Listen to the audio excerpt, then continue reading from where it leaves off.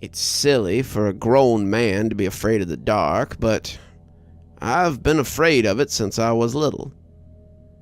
Dr. Winter shrugged. It's not as uncommon as you'd think. Sometimes adults bring more than toys with them from childhood. Do you know exactly why it is you're afraid of the dark? Is it something specific you're trying to forget?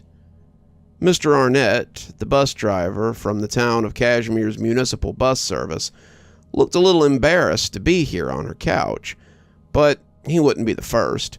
The older gentlemen, their wives usually waiting in the lobby for them after driving them here like a cow through a chute, had grown up in a climate of skepticism where this sort of thing was concerned.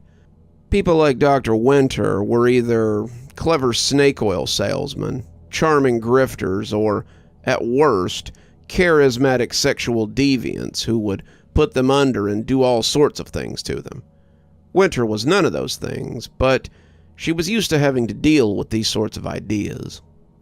Well, it's not as if it's something I really remember, but I think it must have happened. I dream about it every night, and it's starting to affect my job.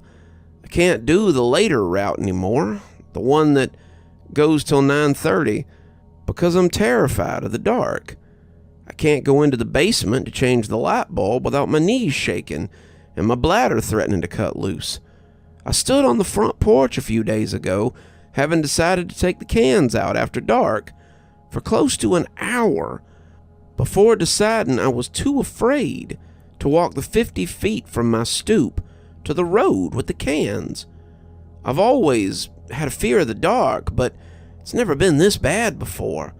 I really believe it's the dreams, the ones from when I was younger, and if I can't get rid of them, I don't know what I'm gonna do. Dr. Winter handed him a cup of tea, smiling as the steam came tickling up his nose. Have a sip of tea and tell me about your dreams. He looked at the cup hesitantly, weighing the old arguments like they always did. Did it have drugs in it? Was it full of hallucinogens? Was it some kind of hippie tea that would make him trip out? In the end, however, the smell of winter cherry always got to them, and he took a big sip before sighing and settling in. It started out as a game, sort of. I played it because my brother made me do something I didn't like. And what was it your brother made you do? Pamela asked, wondering what sort of repressed childhood memory she was about to get. He made me face my fear. Come on, Bobby, how come I always have to do it? Clyde Arnett could hear the weight that his brother put against the pause button on the controller of their NES. The controller made that click sound that was somewhere between breaking and annoyed. It was the sound that let Clyde know that Bobby was just about done with his whining and would stop talking and start shouting. Bobby, for the most part, had been trying to be patient lately. He was dating some girl who was really into good Christian values and just being kind to people. Bobby was really trying to follow her example, but Clyde was apparently really good at pushing his buttons. Because, old brother of mine, you need to toughen up, or this world's going to eat you alive. Clyde felt a sudden burst of fear. Being eaten alive was exactly why he was afraid to go downstairs and do what needed to be done. Bobby laughed. Not literally, kiddo. I mean, like, if kids at school learn that my 12-year-old brother is still afraid of the dark, they'd never let him live it down. He'd be a social outcast, unwelcome anywhere. I leave the job of turning off all the lights to you for that very reason. Clyde looked at the open door as if he could already feel the eyes of the thing that haunted him, and despaired. The house they lived in had been his mother's childhood home. She had lived here with her two older sisters until she went off to follow their dad when he joined the Navy, about a year before Bobby had been born. When Grandma had died suddenly, Dad having beat her into the grave by 6 months after a motorcycle accident, she had generously left the house to whichever daughter wanted it. His aunts had already had their own homes by this point, and the 2-story home, free and clear with no liens on it, had seemed like a dream.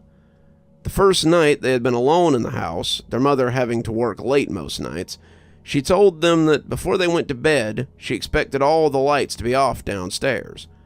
"I won't have my power bill up over the roof because you guys are trying to light the whole neighborhood."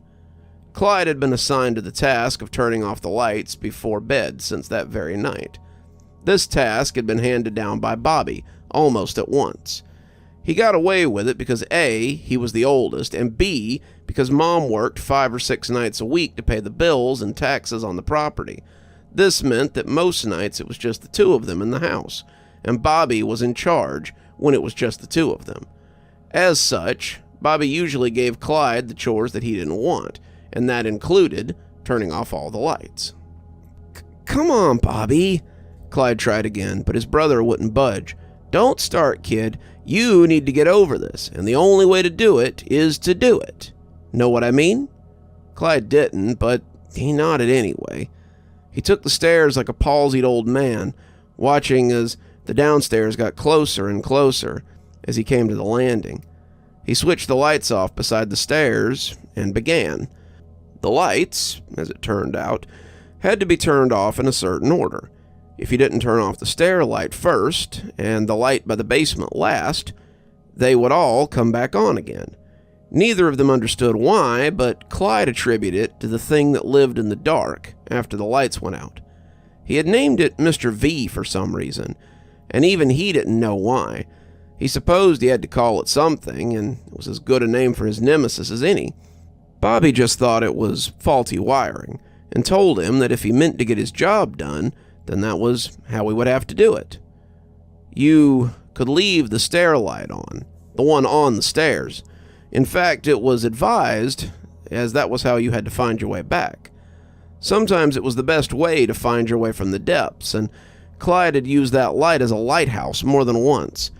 He went into the foyer and turned the lights off, went to the mudroom and turned the lights off, but made sure to leave the porch light on so Mom could find the lock when she got home. Mr. V didn't care about the porch light, it seemed, and that was good, because Mr. V could have a temper when he wanted to. The first couple of nights, Bobby had gone with him.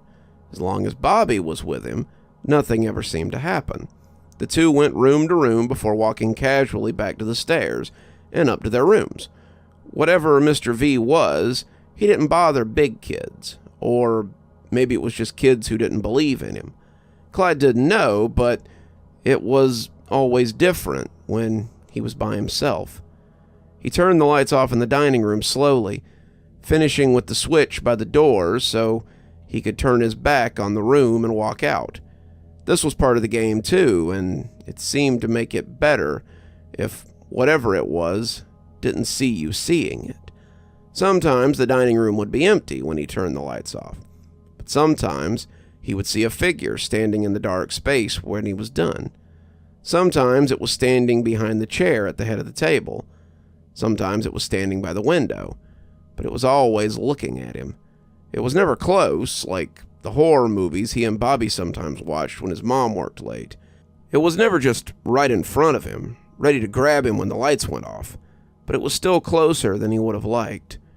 As he walked back towards the living room, he could almost feel the eyes of Mr. V on his neck, and it made him shudder. Clyde looked at the leather couch that his mother had brought from the apartment, her only addition to her mother's furniture, and felt a pang of guilt as he looked at the scratch across the leather. That hadn't been his fault.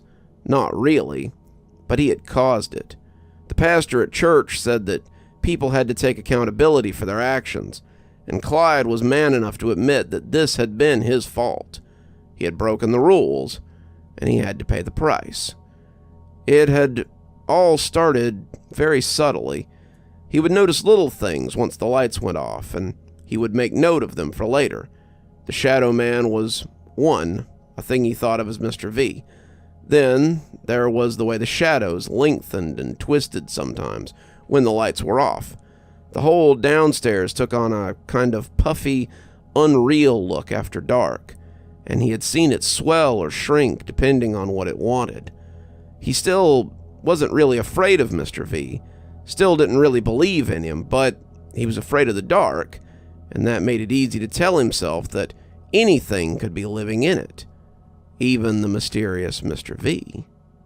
He had spent weeks running up the stairs as he fled the kitchen for the living room. He had never felt anything grab at his ankle or claw at his shirt, but it had always felt like a close thing. The week before the incident had been a bad one. He had felt a sense of foreboding hanging over the dark room, and it was making its way into his dreams. Sometimes when he dreamed, he would run through endless corridors, the shadow man chasing him as he fled. It was weird to be on the cusp of 11 and feel like you might be on the verge of having a breakdown, but Clyde was getting there.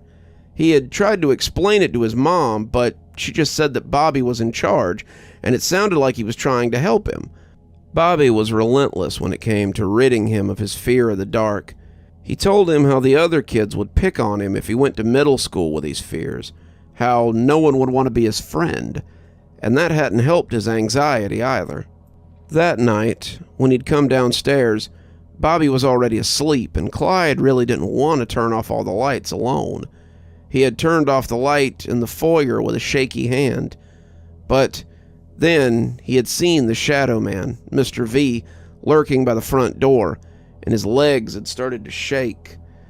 The man was looking at him, staring into him with his non-existent eyes, and as he watched, Clyde realized he was backing up. He was slowly backing up, making his way towards the stairs, and when he dashed up them, he closed the door to his room and locked the knob. He climbed into bed and covered up, closing his eyes tight as he heard something terrible happening downstairs. Crashing and bashing, furniture being turned over, and all of it because he had been too scared to turn off the lights. His mother had woken them up when she got in, yelling for them to get downstairs. Clyde had still been awake, and he suspected what he would find. "What the hell did you guys do? All the lights are on and the house is destroyed. I want some answers." As the two looked over to the destruction, they saw she wasn't wrong. Neither of them had come up with a good enough explanation, and their mother had set them to clean up as she got ready for bed. The house looked like a tornado had been through it. Books were thrown off shelves, the couch had been cut and ripped, the end table had been turned over, and the whole house was an unholy mess. Bobby had complained about it, even cornering his brother after Mom had gone to bed and asking him why he had trashed the house. He hadn't been awake to hear the destruction, but Clyde had. He knew he hadn't done it, and he knew that Bobby hadn't done it. So, unless his mother had come home early to trash the house, it had to be Mr. V. After that, Clyde had been more diligent about getting the lights off, and as long as he pretended not to see Mr. V, he never bothered him. He shut the lights off in the living room now, the mended slash lost in the dark as he headed for the kitchen. The dishes were in the drying rack, the sink gleaming after Bobby had wiped it out, and the chairs were all pushed in around the table. Clyde turned to look, marking his escape route in his mind as he prepared to make a run for it, and shuddered as he saw the dark head peeking out from the door to the den. It was waiting for him to turn the lights off, and when his hand shook as his finger hovered over the switch, Clyde hoped he had enough strength to do it again. He pulled it down and immediately took off. He heard something come out of the den, but he was already running through the door to the living room. He bumped something with his hip as he passed by the couch, slowing him a little as he made his way for the stairs. It wasn't the first time he had bumped something, but it wasn't the pain that had slowed him. The side of the china cabinet had felt like Play-Doh, not quite solid, and it only reminded him that once the lights were off, it was different down here. When the lights were on, this was where he and Bobby sat and watched cartoons or MTV after school. When the lights were on, this was where he and his mom sat on the couch on Sundays and watched Lifetime. When the lights were off, however, the landscape was something else, a place he had no control over. He could see the stairs, the light casting long fingers down into the dark, but as he got close, his greatest fear was realized. Until then, he could tell himself that it was all in his head. He could tell himself that this was just his imagination playing tricks on him, and that it would pass once he was Bobby's age. Clyde could come up with 1,000 excuses for his fear when he was safe in his bed and the monster was downstairs. But as something grabbed his leg, Clyde knew that the excuses were nothing but a paper shield. The thing that grabbed his leg wasn't a hole beneath the couch or a toy that had been left out. The grip was iron, the claws were sharp, and when he turned back to look, Clyde wished he hadn't. The sight of that pitch-black face undulating in the semi-darkness of his living room was the most terrifying thing that he had ever seen. The mouth was full of gnashing teeth. The eyes were like spiral circles drawn by an uncreative child, and Clyde screamed in terror as he kicked at the thing with his free leg. It took the first kick between the eyes, but the second made the grip loosen some, and the third finally found him able to yank his leg free. He felt the claws scratch across his flesh, leaving 4 long marks, but Clyde didn't care. Clyde was running up the stairs on all fours, and when he got to the top, he looked back down and saw the thing sitting at the bottom of the stairs looking at him. It didn't seem to care that it hadn't caught him. It didn't seem to care that he had escaped. The look in those black-on-black eyes let him know that eventually it would get him. Tomorrow was another day. What happened? Clyde turned, cowering as a new figure rose up from the dark hallway. He screamed again, sure he was about to die, and he almost cried when he heard a familiar voice. "What the hell is wrong with you?" Clyde tried to tell him, but he couldn't properly articulate what he had experienced. It remained one of the scariest events in his life. "That's terrible," Dr. Winter said, watching the knot in his throat as it bounced and bobbed. It was a big one, a big memory too, and she wanted him to get it up so he could move past it. She understood what he had been through. Encounters with these creatures were not rare, not as rare as they should be, and it was something she dealt with often in this office. As the scratches healed, I started to doubt it, he said, gagging a little as the memory bobbed. So I would open them again and again, so I wouldn't forget. He reached down and pulled up his pant leg, and Pamela saw the 4 lines of the old scar. Eventually, they healed badly. When my mother saw it, she took me to get some help. I told the therapist about the creature that lived in my house, and they decided that it wasn't just something I had come up with. It was decided that someone was getting into the house, and they had hurt me after I ran from them. Mom didn't feel safe after that. None of us did, and she sold the house and we moved. My mom got a better job, married my stepdad, and we started doing a little better. He heaved a little, but it still refused to come up. He spoke like he had a frog in his throat, and Pamela was a little afraid he might choke. I hadn't thought about Mr. V in a long time, probably 30 years. Then, last week, I saw him sitting at the bus stop when I was on my route. He looked up as the bus went past, and some of the passengers yelled when I didn't stop right away. I was shaking when I got the bus to stop, but after that, I started having the dreams again. I'm scared he'll come back if I... 2 of them came up, splashed onto the floor at his feet. He breathed rapidly, looking lost as Winter scooped them up and had them in the cabinet before he shook his head and looked at her in confusion. "Sorry, what were we talking about?" "Nothing, Mr. Arnett. I think we worked out your problem. You shouldn't have any more trouble with those pesky dreams. If it should come back, though, feel free to make another appointment." Mr. Arnett looked astonished, but thanked her as he went back to his wife in the waiting room. Dr. Winters nodded, calling for Julia to send in the next patient. She hoped that Mr. Arnett wouldn't be back again. There was nothing worse than letting your fears get the better of you, especially at his age. "You're still here," Thanks so much for joining us for tonight's spooky tale. If you'd like a little bit more spooky in your life, why not click on one of the videos that appears at the end of our story? Or maybe head on over to one of our playlists where you can get your fill of spooky content. If you like your spooky a little more tactile, I've got a new book that's come out. If you'd like your own copy, there's a link below in the description where you can get your own copy of my spooky book. If you like what you see here on the channel and think you might like to support in a more monetized way, then why not come over to Patreon or become a member on YouTube? Speaking of, let's go ahead and thank our members now. Thanks to Civ Garstad and Unicorn Hollow for being our spooky ghost contributors.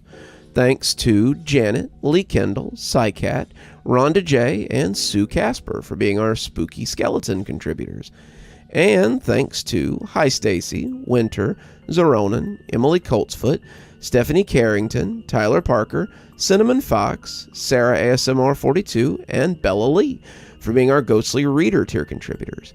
Thanks everyone so much. We just couldn't do the show without you.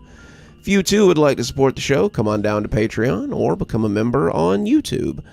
For just $5 a month, you get your stories 12 hours early at 8:30 a.m. as opposed to 8:30 p.m.